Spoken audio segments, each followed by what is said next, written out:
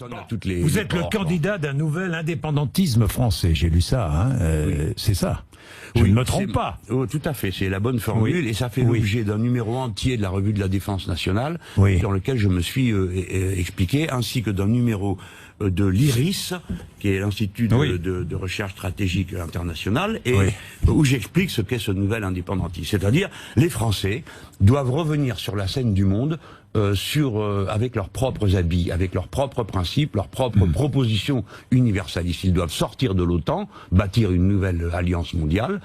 Ils doivent défendre le point de vue non belliciste, le point de vue pacifiste pour le monde, et arrêter cette folie de la politique mondiale organisée autour d'une gendarmerie. Nous ne sommes pas en guerre nulle part, contre personne, Jean-Luc Mélenchon, donc. Vous êtes mal renseigné, vous voulez dire aujourd'hui nous sommes en guerre dans 4 pays. Ah bon, c'est pour ça. Eh ben, est-ce qu'il faut cesser justement d'être en guerre? Comment cesser d'être en guerre? C'est bien beau, mais...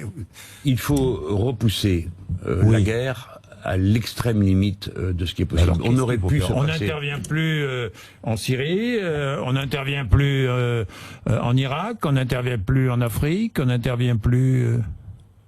On cherche d'autres solutions d'abord. Est-ce qu'on avait besoin d'intervenir comme on l'a fait en Libye? Quel est le résultat? Monsieur Bourdin, il suffit pas de se donner des airs, vous savez. Non, mais je dis pas pour vous. Non, mais je vous pose la question, moi. J'ai compris. Beaucoup de chefs de guerre autoproclamés se réjouissent. Et puis alors, les avions viennent. Moi, je suis pour qu'on ait nos avions, bien sûr. Mais c'est pas sérieux. La guerre de Libye a provoqué plus de problèmes qu'elle en a réglé. Les interventions en Irak et en Syrie sont un leurre. Vous le savez aussi bien que moi. Personne ne se bat là-bas pour la religion. On se bat pour des passages d'oléoducs et pour des passages de gazoducs. Est-ce qu'ils vont passer plutôt là que là?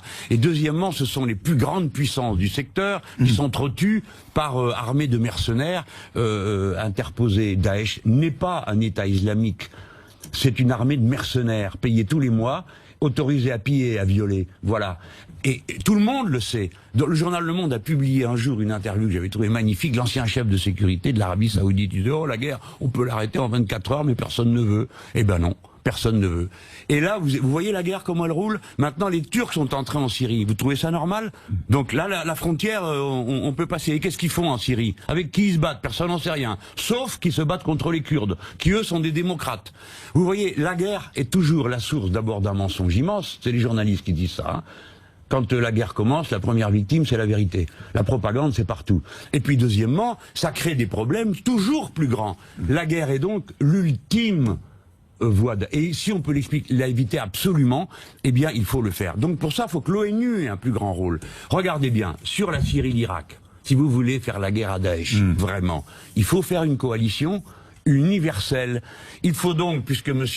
Hollande est passé sur ma position et qu'il a dit que les Russes étaient des partenaires et pas des ennemis, il faut donc faire une coalition avec les Russes. Mais vous savez comme moi que le jour où on fait la coalition générale, la guerre s'arrête. Parce que ça veut dire que tous ceux qui sont dedans n'ont plus intérêt à la guerre. Donc, vous voyez, M. Bourdin... C'est une immense manipulation. Ah ben c'est la vieille lutte. Si je vous écoute, c'est une pour des opinions publiques, mais sur le terrain, non. Pour nous, citoyens. Oui, bien sûr, citoyens. Mais évidemment. Bon, non, mais attendez, concluons au moins. Concluons. La guerre qui se livre là-bas est une guerre de gazoducs et d'oléoducs, et c'est la forme traditionnelle des batailles humaines pour s'approprier les richesses. C'est aussi vieux que l'amour de la guerre chez les êtres humains. Bon.